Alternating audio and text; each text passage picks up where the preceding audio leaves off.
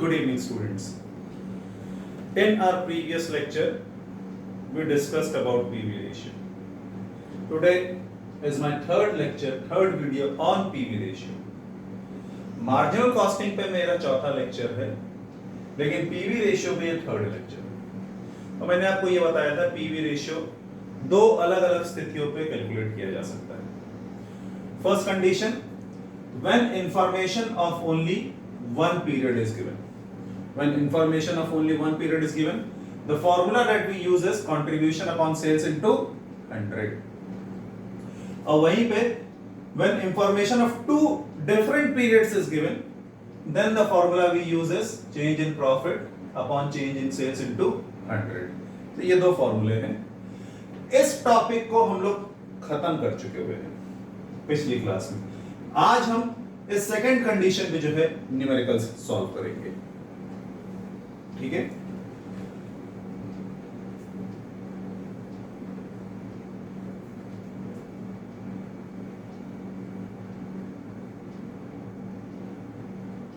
तो आज हम इस सेकंड वाली कंडीशन पे न्यूमेरिकल्स सॉल्व करेंगे। चलिए कुछ न्यूमेरिकल्स हम देखते हैं। जैसे अगर मान लीजिए आपको क्वेश्चन दिया हुआ है, मैं क्वेश्चन लिख रहा हूं व्हाइट बोर्ड पे, कैलकुलेट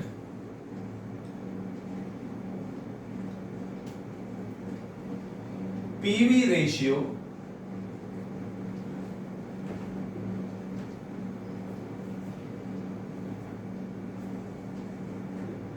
आपको क्वेश्चन में क्या पूछ रहा है?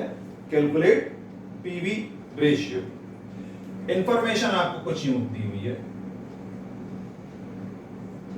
ईयर, सेल्स,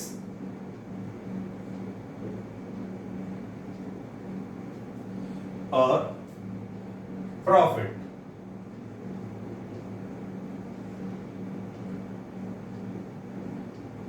दो साल की इंफॉर्मेशन आपको दी हुई है, 2012 2013। 2012 में सेल्स थी 1 लाख रुपए की, 2013 में सेल्स है 2 लाख रुपए की, और प्रॉफिट 30,000 और 70,000 है। ये क्वेश्चन है, आप इसको नोट कर लीजिए और हमें इसका सॉल्यूशन जो है करना है। देखते हैं इसको कैसे करते हैं। मैंने आपको बताया फॉर्मूला क्या है, change in profit upon change in sales. आप एक एक चीज एग्जामिनर को करके बताओगे। अब जैसे हम कॉपी चेक करते हैं, बच्चे ये एज्यूम करके चलते हैं कि सर को तो इतना मालूम होगा। सर को कुछ नहीं मालूम होता बेटा, आप जो करके दिखाओगे हमें वो पता चलेगा। जैसे change in profit, change in profit कैसे आएगा? 30,000 और 70,000 का डिफरेंस। बच्चे ये सोच लेते हैं कि सर खुद ये कैलकुलेट कर लेंगे, 70,000 माइनस 30,000 इज इक्वल टू 40,000। हम खुद कुछ नहीं कैलकुलेट कर पाएंगे, आप हमें कैलकुलेट करके बताएंगे। 70,000 माइनस 30,000, ये क्या हुआ? Change in profit. फिर चेंज इन सेल्स। सेल्स कितनी है? 2 लाख माइनस 1 लाख इंटू 100।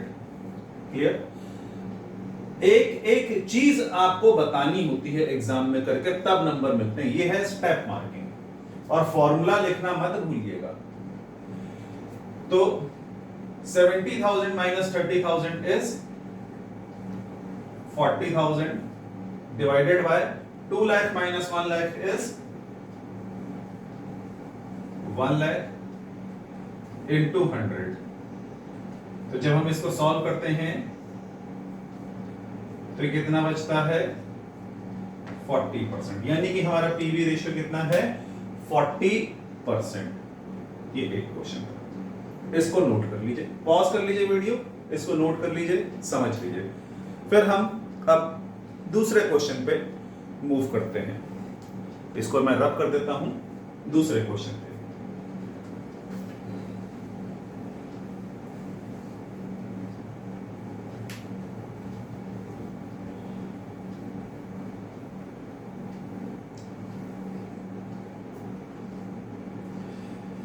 देखिए आपको क्वेश्चन जैसे दिया हुआ है कुछ इस तरीके से, आपसे कहा जा रहा है कैलकुलेट पीवी रेशियो। आपको पीवी रेशियो कैलकुलेट करना है। इंफॉर्मेशन फिर से उसी प्रकार से दी हुई है, ईयर, सेल्स रुपीस में और प्रॉफिट रुपीस में। ईयर एक बार आपको फिर से वही 2012 2013 दिया हुआ है। सेल्स फिर से 1 लाख और 2 लाख है। प्रॉफिट पहले साल का -10,000, दूसरे साल का +20,000, ये दिया हुआ है। ये क्वेश्चन हमें सॉल्व करना है। मैंने आपको बताया जितनी बार हम क्वेश्चन सॉल्व करेंगे उतनी बार फॉर्मूला बोल कर लिखेंगे जिससे कि याद हो जाए। मैं आज भी जो है फॉर्मूला बोलकर ही लिखता हूं। हमें कैलकुलेट क्या करना है, ये क्वेश्चन है हमारा। हम सॉल्यूशन पे आते हैं। हमें कैलकुलेट करना है PV ratio. PV ratio formula क्या है, चेंज इन प्रॉफिट अपॉन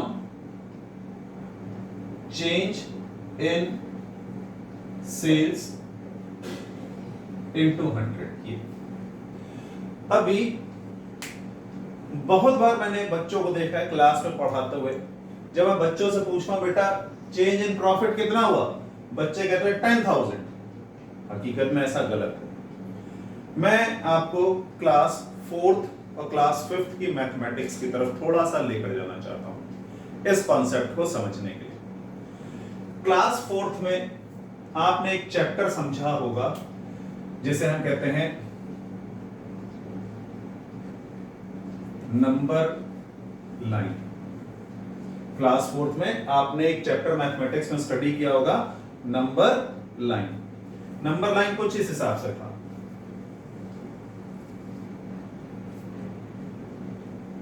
ये है पॉइंट 0, 0 से लेफ्ट वाले जितने भी हैं वो है -1, -2, -3 इस तरह से, और राइट हैंड साइड पे +1, +2, +3, +4। अभी आप समझिए, हम एज्यूम कर लेते पिछले साल आपको 3 रुपए का नुकसान हुआ था। पिछले साल आप यहां पे पड़े थे, इस साल आपको 4 रुपए का फायदा हुआ होगा, आप यहां पे हो। ये लास्ट ईयर और करंट ईयर में आप कहां पे हो, करंट ईयर। पिछले साल आपको 3 रुपए का नुकसान हुआ था, इस बार किताबें ये बता रही है, बुक्स ऑफ अकाउंट्स ये बता रही है आपको 4 रुपए का क्या हुआ है, प्रॉफिट हुआ है। तो आपका चेंज इन प्रॉफिट कितना है आप समझो बेटा। पहले आप 1 रुपया कमाओगे, फिर आप 2 रुपए कमाओगे, फिर आप 3 रुपए कमाओगे। जब आप 3 रुपए कमा लोगे ना तब आप 0 पे आ जाओगे। जब आप 3 रुपए कमाओगे तब आपने अपना लॉस रिकवर किया है। अब आपने 4 रुपए और कमाए हैं, तो टोटल आपने 3 रुपए तो कमाए साथ में कितने रुपए कमाए? 4 रुपए कमाए, यानी कि आपने 7 रुपए कमाए थे, तभी आपकी बुक्स ऑफ अकाउंट्स कितना दिखा रही है? 4 रुपीस का प्रॉफिट। दूसरा, आपने एक चैप्टर और पढ़ा होगा मैथ्स में, क्लास 6 में, इंटीजर्स। हम इंटीजर्स की बात कर लेते हैं।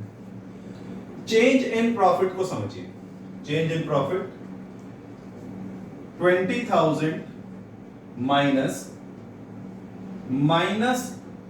10,000, यूं होगा ना? इंटीजर्स आपने पढ़े होंगे, माइनस को माइनस से मल्टीप्लाई करते हैं तो क्या हो जाता है? प्लस। यानी चेंज इन प्रॉफिट कितना हो गया? 20,000 प्लस 10,000, 30,000।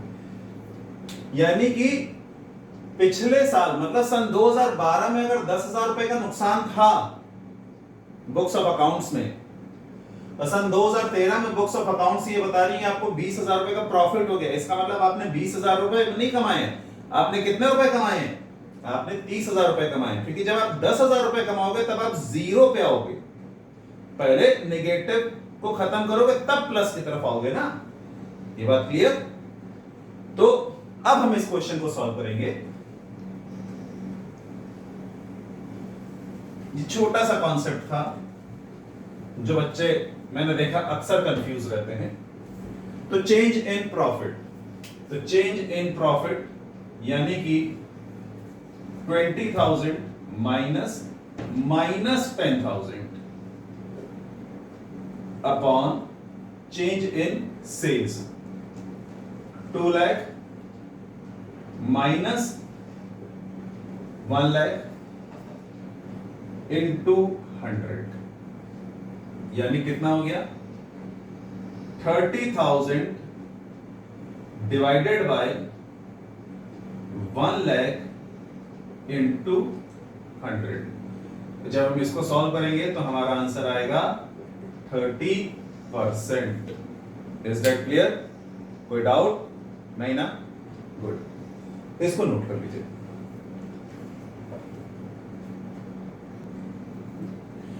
तो हम अगला क्वेश्चन करते हैं बेटा। ये हमारा लास्ट क्वेश्चन है पीवी रेशियो पे, लास्ट न्यूमेरिकल है। इसके बाद अगले लेक्चर में हम पीवी रेशियो के थोड़ी सी थ्योरी समझेंगे और हम फिर नया टॉपिक स्टडी करेंगे जो कि होगा break even point, BEP. Question क्या है? The following information have been obtained from X limited. X limited की किताबों में ये इंफॉर्मेशन मिली। सेल्स 50,000 रुपए, प्रॉफिट 5,000 रुपए, फिक्स कॉस्ट 15,000 रुपए। आपको पीवी रेशियो निकालना है। 3 कंडीशंस बेटा अलग अलग दी हुई। Selling price is increase by 20%, fixed cost is decreased bye 10% और variable cost is decreased bye 10%। तो बेटा एग्जाम में समय की बहुत कीमत होती है। अगर आप समय बचाओगे ना तो पूरा पेपर कर लोगे, वरना एक ही चीज को 4 बार 5 बार करोगे। तो समझिएगा समय कैसे बचाना है, ठीक है? तो ये क्वेश्चन है, मैं इसको रब नहीं कर रहा हूं।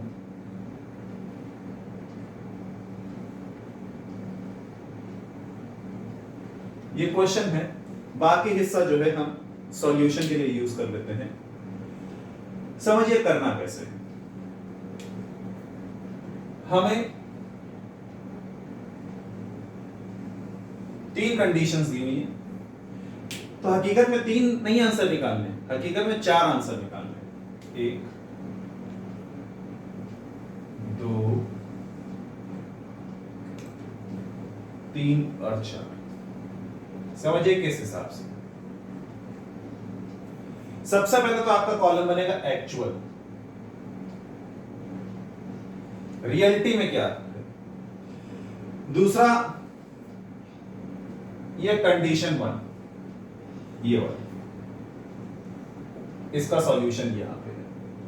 फिर fix cost is decrease by 10%, ये हमारा सेकेंड पॉइंट। और variable cost is decrease by 10%, ये हमारा थर्ड पॉइंट। अभी आप समझिए करना क्या है। आपको एक्चुअल में जो सेल्स दी हुई है वो कितनी दी हुई है? 50,000। एक्चुअल में सेल्स कितनी है? 50,000। आपको प्रॉफिट दिया हुआ है 5,000, फिक्स कॉस्ट दी हुई है 15,000। आपको मालूम है, मैंने पहली क्लास में आपको बताया था, सेल्स माइनस वेरिएबल कॉस्ट क्या होता है? कंट्रीब्यूशन। और कंट्रीब्यूशन में से हम क्या माइनस करते हैं? Fix cost. तो फिक्स कॉस्ट क्वेश्चन में बेटा दी हुई है 15,000, और प्रॉफिट भी आपको दिया हुआ है। तो कंट्रीब्यूशन में से फिक्स कॉस्ट जब हम माइनस करते हैं तो हमारे सामने क्या आता है? प्रॉफिट। प्रॉफिट कितना है? 5,000 रुपए। अभी आप जानते हो profit plus fix cost is contribution. 15 plus 5,000 20,000। अब आप जानते हो सेल्स 50,000, कंट्रीब्यूशन 20,000, तो वेरिएबल कॉस्ट कितनी हो गई? 30,000। ये एक्चुअल है। पहली कंडीशन क्या कह रहा था? Selling price is increase by 20%। Sales अभी तक का कितनी थी? 50,000। 50,000 का 20% बढ़ गया, तो 50,000 का 20% कितना होता है? 10,000। तो इसका मतलब 50,000 प्लस 10,000, तो न्यू सेलिंग प्राइस इज 60,000। ये बात क्लियर? 50,000 का 20% आप कैलकुलेट कर लीजिए। 50,000 का 20% कितना होता है? 10,000।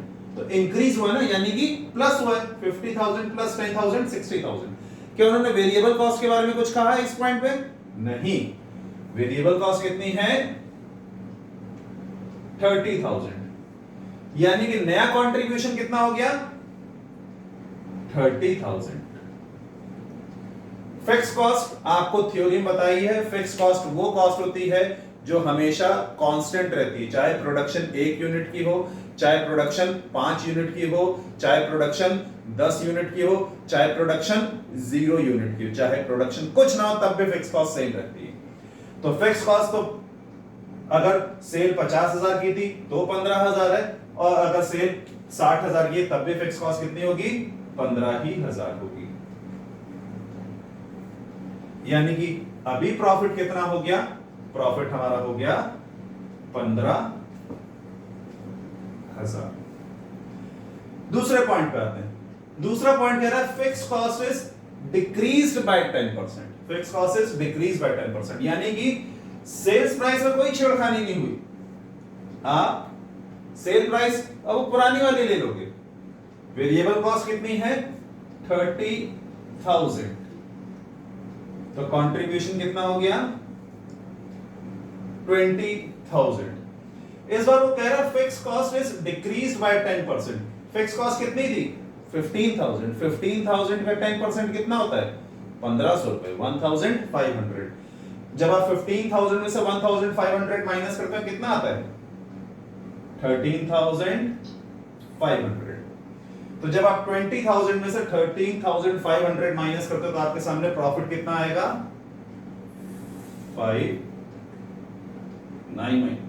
6,500। Is that this clear? Last पे जाते हैं। Variable cost is decrease by 10%। Sales के बारे में कुछ नहीं कह रहे, सेल प्राइस आप एक्चुअल रहने दो 50,000। वेरिएबल कॉस्ट कितनी थी? 30,000। वेरिएबल कॉस्ट क्या हो गई? डिक्रीज हो गई है 10%। 10% यानी 30,000 का 10% कितना हुआ? 3,000। तो कितना हो गया? 27,000। तो कंट्रीब्यूशन कितना हो गया बेटा? कंट्रीब्यूशन हो जाएगा 23,000। फिक्स कॉस्ट के बारे में कुछ नहीं कह रहे। फिक्स कॉस्ट आप पुरानी रखोगे, ओरिजिनल वाली 15,000। तो प्रॉफिट कितना हो गया? 13 माइनस 5 8।